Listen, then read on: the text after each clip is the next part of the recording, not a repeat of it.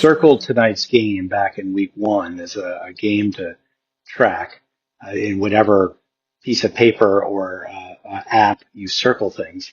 Um, you would have probably thought, as most would have, that Omarion Hampton would be starting for the Chargers with Najee Harris once he was healthy, filling in the gaps. And then for Minnesota, Aaron Jones would probably be starting with Jordan Mason supporting him.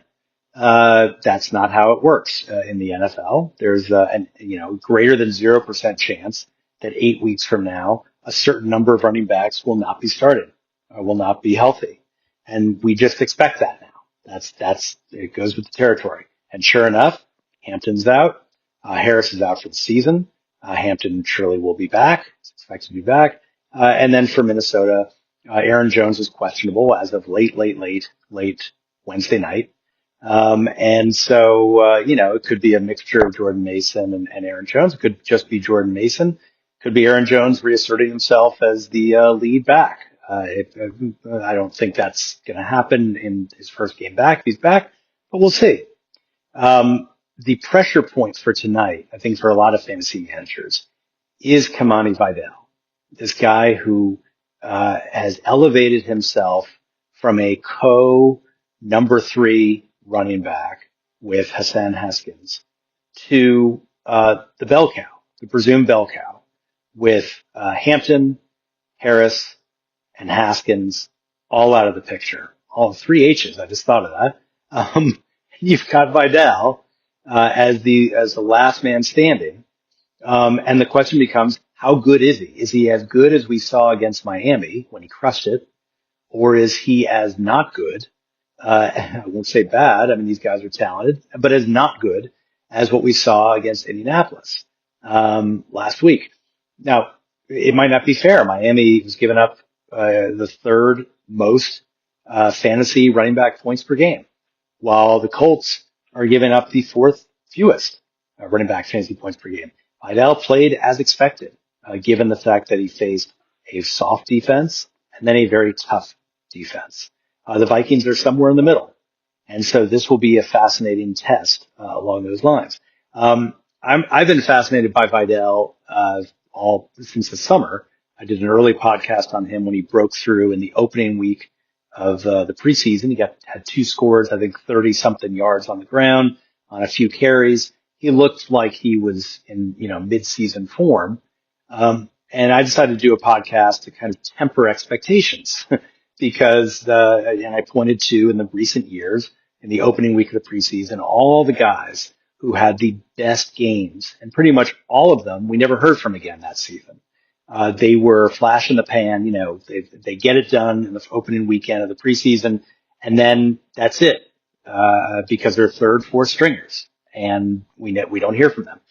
Then a few weeks later, right before the start of the season, I changed my tune a little bit. And I thought about Harris, the fact that Najee Harris really was not going to be ready by week 1. And Omarion Hampton is the rookie. Who knows if he was going to get an immediate bell cow role. And I looked at Vidal and I looked at 8 other guys and I thought, these guys are all outside the top 300 ADP. But these 9 guys, I did a podcast episode about 9 guys that I thought could be spot starters during the season. Dylan Gabriel is one of them. In my belief that Joe Flacco, 40-year-old Joe Flacco, is not going to be starting the entire season for Cleveland. Sean Tucker was another. Emmanuel Wilson was one. And I talked about Vidal as someone who is outside the overall top 300.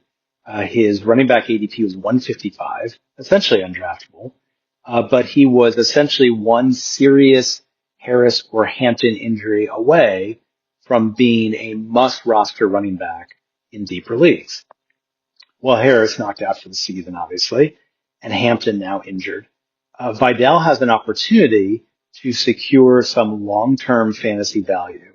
If he shows tonight what he can do against a solid, not great, but solid Minnesota defense, then it could put him in a position, fantasy-wise, to get 6-8 touches a game when Hampton returns. And that 6-8 touches, for some people, might be exactly what you need, especially if 2 or 3 are through the air. He's pretty good through the air. Good enough to get you up to 7-8, points if he's a complimentary running back. Not Woody Marks level necessarily in terms of pass catching, but good enough. And that's kind of what some people need these days. If Vidal flops, then he runs the risk of kind of running his way out of this backfield. Not to say he's completely out of it. He's a former sixth round pick, though. He's not someone who was expected to have a great career, and Hampton has proven that he can carry a full load. So if they don't need Vidal, Vidal is a net negative in that backfield compared to Hampton, they'll probably just run with Hampton. And Hampton is, the rare these days, bell cow, for a high powered offense. So that's why, those who have Vidal, really need to not just root for Vidal to do well if you're starting him, but even if you're not starting him, him crushing it tonight elevates his rest of season fantasy value in really strong ways. And it might not be anything that he can do about it. I mean, you have last week, Justin Herbert throwing it 50 something times. And if that happens again, tonight, if that's the winning strategy, I doubt it is, but Herbert's thrown for over 43 times this season. There's a scenario where Vidal gets only 10 or 12 touches. Can't do much with it. It's not his fault. But then we got to look at his efficiency. Is he averaging 4.5, 4.8 plus yards per carry? Is he getting 2 or 3 catches? As long as he's demonstrating he is a net positive in the backfield, that his replacement value is such that if you throw a generic running back into that same backfield, Vidal is doing better than that generic running back, then it matters to fantasy managers for his rest of season value. This is why, and this is the last thing I'll say on this, this is why in the preseason it is really important to look at those guys who are undraftable, because they are often one injury away from being fantasy relevant. And now Vidal has this interesting opportunity to be one great game away from being fantasy relevant, arguably, for the rest of the season. I'm BJ Riddell, Fantasy Football for Winners. Follow me on the blog. Email me anytime. Good luck if you've got guys filling tonight. We'll see you tomorrow.